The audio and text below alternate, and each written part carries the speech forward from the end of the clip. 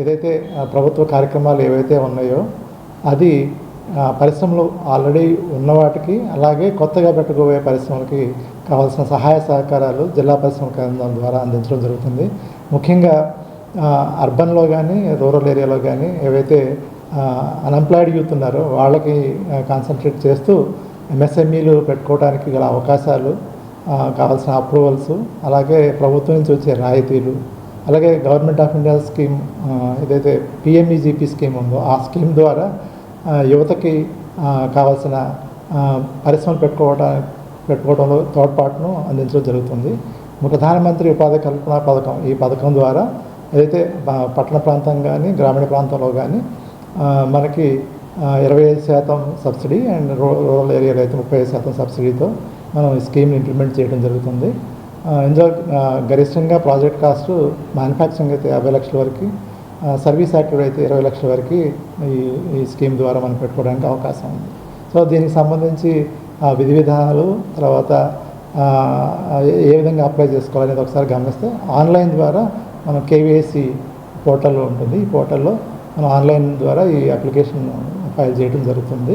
So దీనికి సంబంధించిన basic documents అన్నీ కూడా ఏదైతే మీ ఎడ్యుకేషన్ క్వాలిఫికేషన్ కానీ మీ ఎక్స్పీరియన్స్ సర్టిఫికేట్ కానీ ఇట్లాంటివి మీరు ఆన్లైన్లో ఒక ప్రాజెక్ట్ రిపోర్ట్ ఇవి ఆన్లైన్లో మీరు ఫైల్ చేసిన తర్వాత అవి మా లాగిన్కి రావడం జరుగుతుంది. అవన్నీ వెరిఫై చేసిన తర్వాత కన్సర్న్ బ్యాంక్కి మేము శాంక్షన్ కోసం పంపించడం జరుగుతుంది.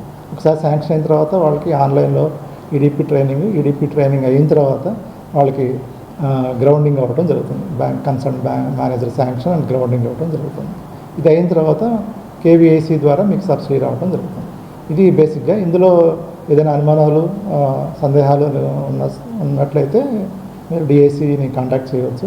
అట్లాగే ఎంఎస్ఎంఈ యూనిట్లు ఏవైతే మనం మీరు పెట్టదలుచుకున్నారో వాటికి సంబంధించి ఉద్యమ రిజిస్ట్రేషన్ కానీ, అట్లాగే వాటికి ఏదైనా ఒక ఇండస్ట్రీ పెట్టిన తర్వాత మీకు కావాల్సిన అనుమతులకు సంబంధించి జిల్లా పరిశ్రమ కేంద్రం ద్వారా మీరు త్రూ ఆన్లైన్ ఏపీ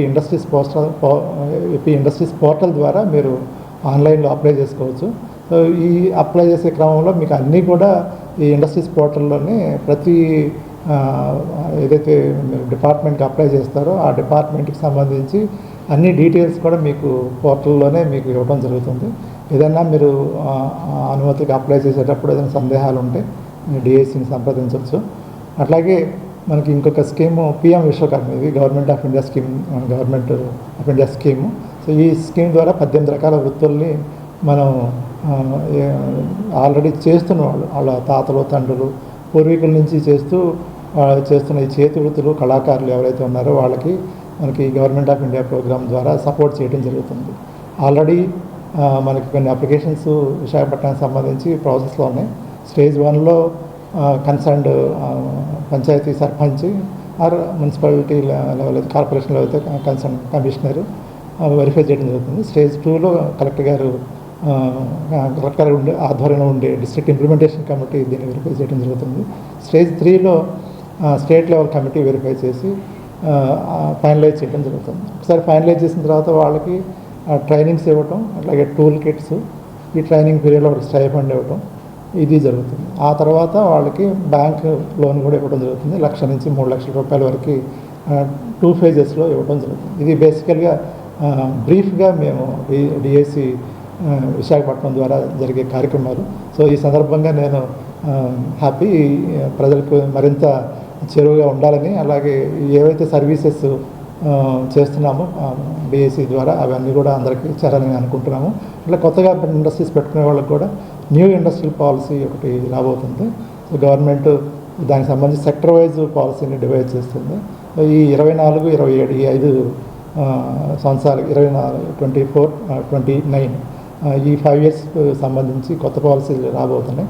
సో దానికి తగ్గట్టుగా మీరు ఏదైతే మీ ఆలోచనలు ఏవైతే ఉన్నాయో వాటికి సపోర్ట్గా ఈ పాలసీలు ఉండడం జరుగుతుంది. అలాగే మీరు ఇండస్ట్రీ పెట్టుకునే వాటికి కూడా మా సహాయ సహకారాలు ఉంటాయని చెప్పి తెలియజేసుకుంటాం. ఈ ప్రధానమంత్రి ఈ గవర్నమెంట్ ఆఫ్ ఇండియా స్కీమ్ ఉందో ఆ స్కీమ్ ద్వారా మేము కంపల్సరీగా ఎవరైతే ఈ 18 రకాల వృత్తులు ఏవైతే ఉన్నాయో వాళ్ళందరికీ కూడా అవగాహన కల్పించి, సో అయితే కంపల్సరీగా దీంట్లో ఉన్నది ఏంటంటే కంపల్సరీ ఆ వృత్తి చేస్తూ ఉండాలండి. ఆ చేతి కళాకారులు కానీ చేతి వృత్తులు ఎవరైతే చేస్తున్నారో వాళ్ళు ఆ వృత్తిలో స్థిరపడి ఉండి వాళ్ళు చేస్తున్న వాళ్ళని ఈ విశ్వకర్మ స్కీమ్ కింద ఐడెంటిఫై చేయడం జరుగుతుంది.